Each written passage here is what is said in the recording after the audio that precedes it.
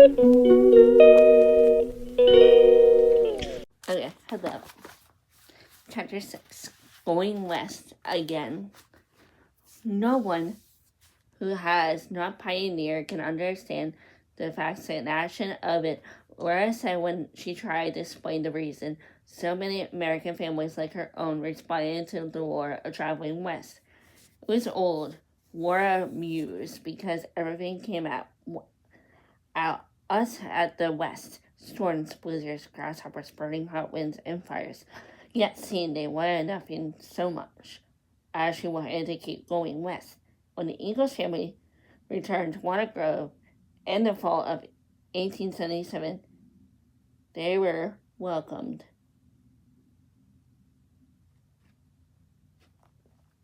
as though they had come home.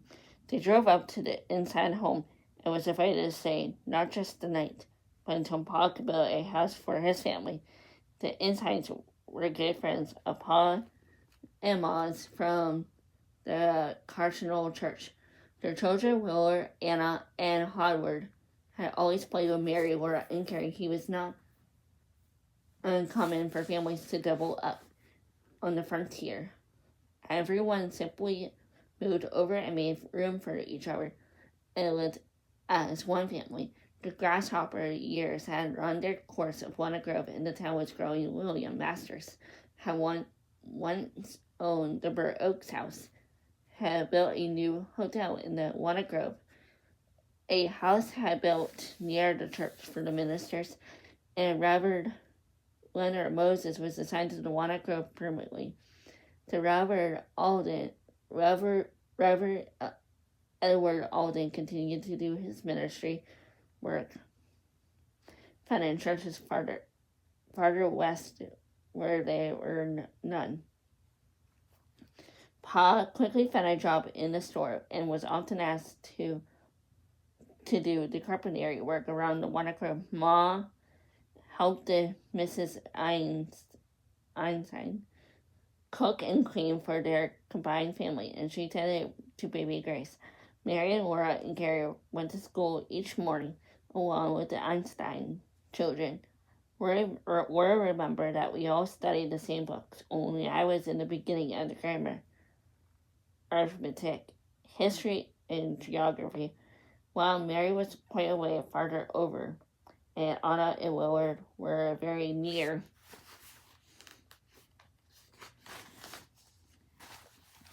back of the books. Mary turned 13 in January of 1878, and Laura turned 11 the next month. Carrie was going on 8. Laura found many of her old friends at school, as well as Nellie and Willie Owens. There were also many newcomers sitting in the seats of the schoolhouse, including the Moses children, the master, the children. Others Laura safely got acquainted with them all because she eagerly joined the games. Played before school and at recess, the classmates had snowball fights and races, and were so rowdy that Mary was horrified. Mary had always tried to control what she thought was Laura's wild behavior at recess. One day, as Laura was rushing out to join a snowball fight, Mary grabbed hold of her sister's long brown hair and held her. "You're not going out," she said. "I won't have it," Laura simply dragged Mary to the schoolhouse door, where they were both hit by the flying snowballs.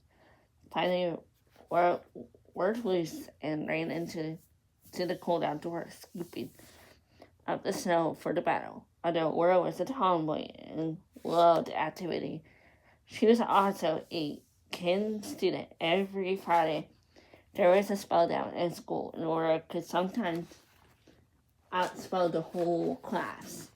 Spelling came as so popular in Walnut Grove that on Friday nights nearly the whole town assembled in the Lamplight Schoolhouse for spelling matches.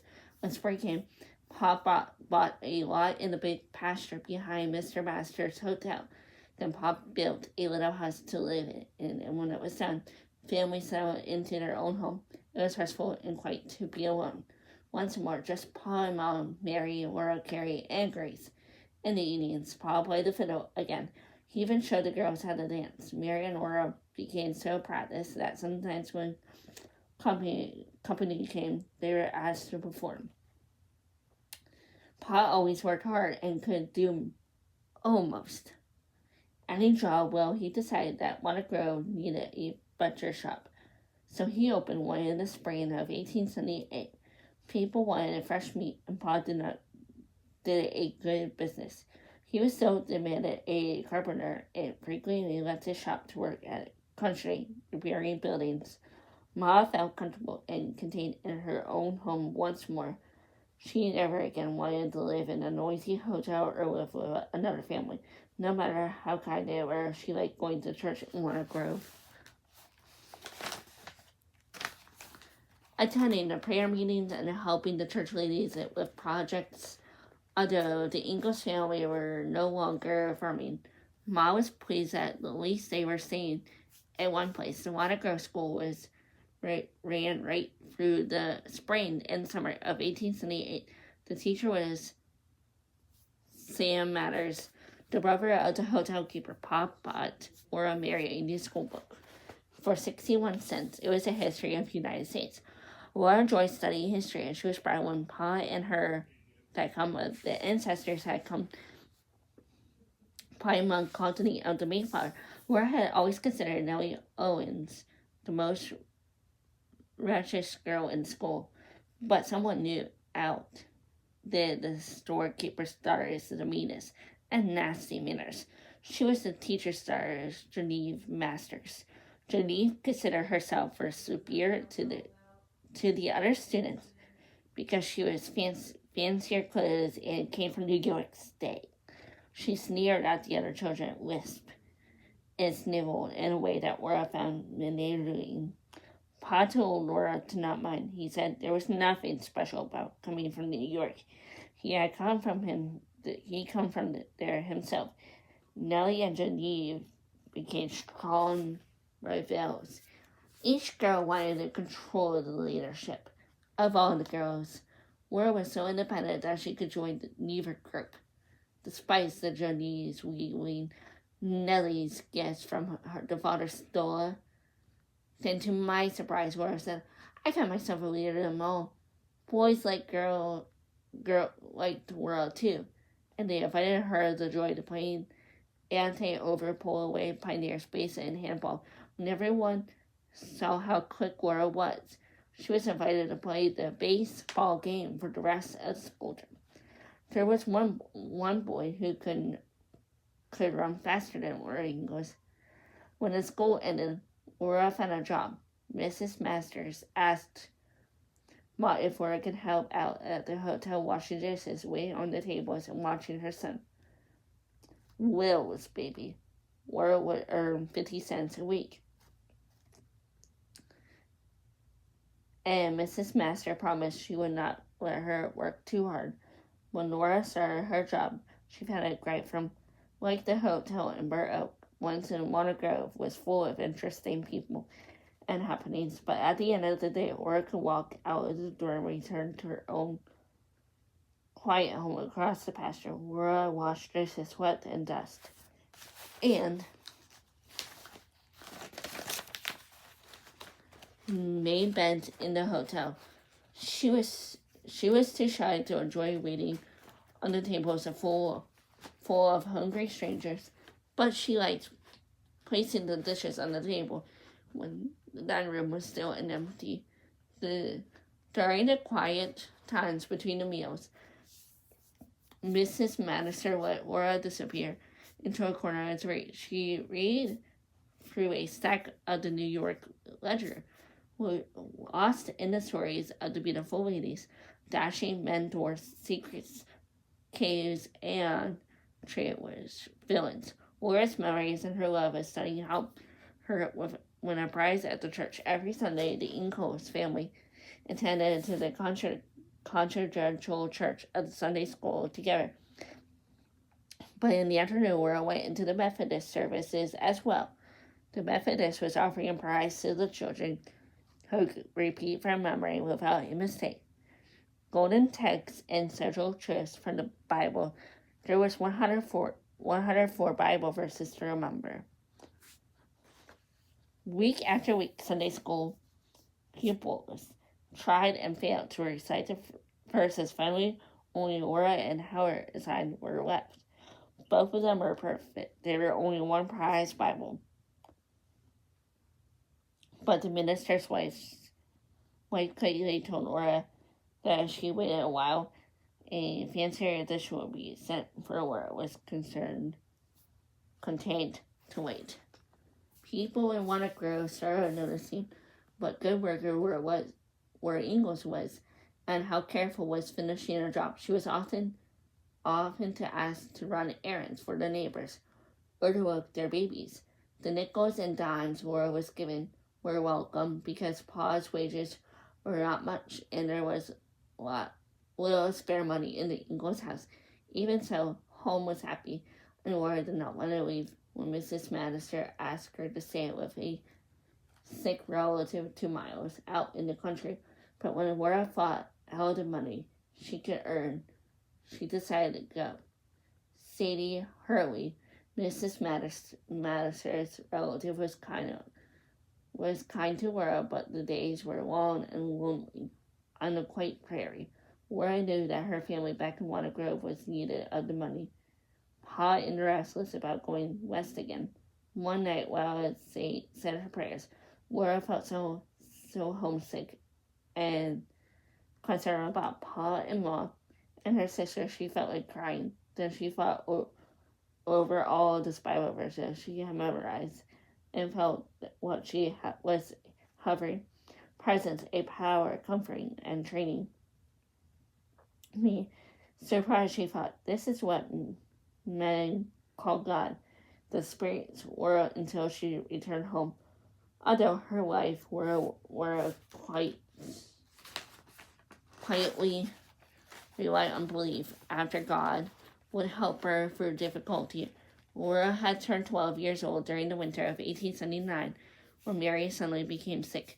Mary felt terrible pain in her head and a fever so high that Ma cut off Mary's beautiful long hair to keep her cooler. Dry holes turned to Mary as she grew deeply ill. Then everyone she would die. She was desperately ill that everyone thought she would die. Pa telegraphed for Dr. Well, came over the distance town of Sleepy Eye, and he came into a train to help Mary. Brain fever was the doctors called Mary's illness, one on the frontier that could mean varied kinds of ailments. The roads were result of Mary's illness that her eyesight grew dimmer. She recovered. She had popped out Plutos, seeing less and less each day. The doctors shook their heads and could not do anything. They said the nerves of Mary's eyes was dying. The last thing that she saw was the blue of Grace's eyes as she stood beside the chair where Mary sat. On the sorrowful day when Mary could see no more, Pa suddenly gave her a duty. She must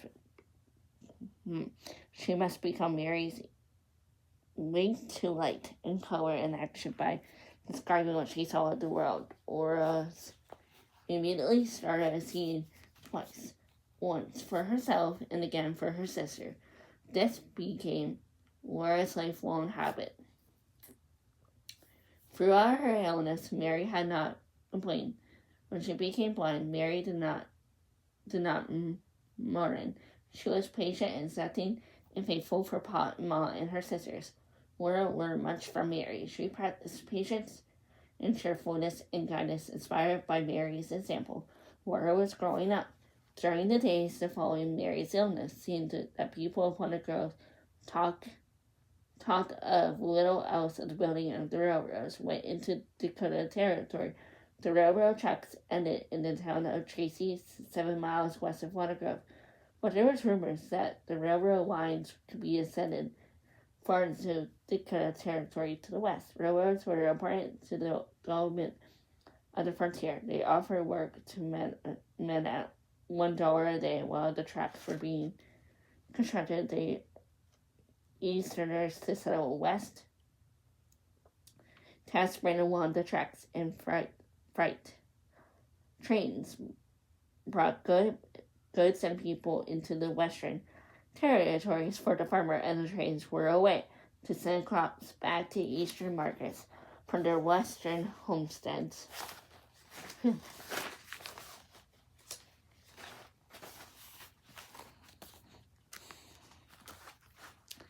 Pa wanted to go to west again. He wanted to farm, but he had no money to start over.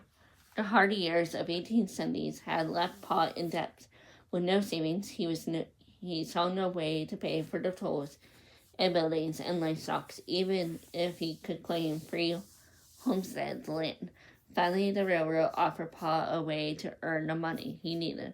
One day, not going after Mary's sight faded, she heard the sounds of horse and buggy driving up the little house of the master's pasture. The woman who came to the door was a stranger to Aurora, but Ma knew her immediately. She was Pa's sister, Dulce, from Wisconsin. Her husband, Forbes, was a construction worker working for a railroad, and it was the way best to Dulce stopped both to visit and to offer Pa a job. Each railroad camp had a company store, which sold goods to the workers. A store manager was needed to record purchase, keep tracks of the hours the men worked. Pa immediately was anxious to accept the job his sister offered. It meant that he could work for good wages and hunt for some of Uncle Sam's free homestead. Yeah, in Dakota. Ma agreed to the plan, but recently she could think of many reasons to stay in Walnut Grove. She wondered how would her blind daughter fare if they live again in the frontier. Finally, Ma got the promise wanted from Pa. When they settled in Dakota Territory, they would move no more. Their journeys would be ended. Pa had to go west quickly with Dulce to begin his new job. He sold the house in Mr. Madison's pasture, but arranged that Ma and the girls could stay there until Ma was stronger. The family joined Pa, and at the end of the summer, Dulce and Pa drove off together, bound for the railroad camps, where it was now Ma's greatest help. Together, they ran the house all summer, prepared for the move west. Tilly Laura took Mary for walks on the sunny prairie along Walnut Grove, remembering her promise to Pa. Laura told Mary about everything she saw. Letters came from Pa with the money from his paychecks. Finally, a letter told Ma that he would meet the family at Tracy's, where the railroad ended. Ma bought tickets and made the final preparation to leave Walnut Grove. This would be the girls' first train ride. On the sunny September day when the Ingalls family left Walnut Grove, Laura looked through the train windows at the vampire site. The buildings of Walnut Grove rushed past. The grasslands and plowlands and scattered farms on the prairie flashed by the smoky engines speed the train west. Once again, the Ingalls family was going into the unknown in the search of a new home.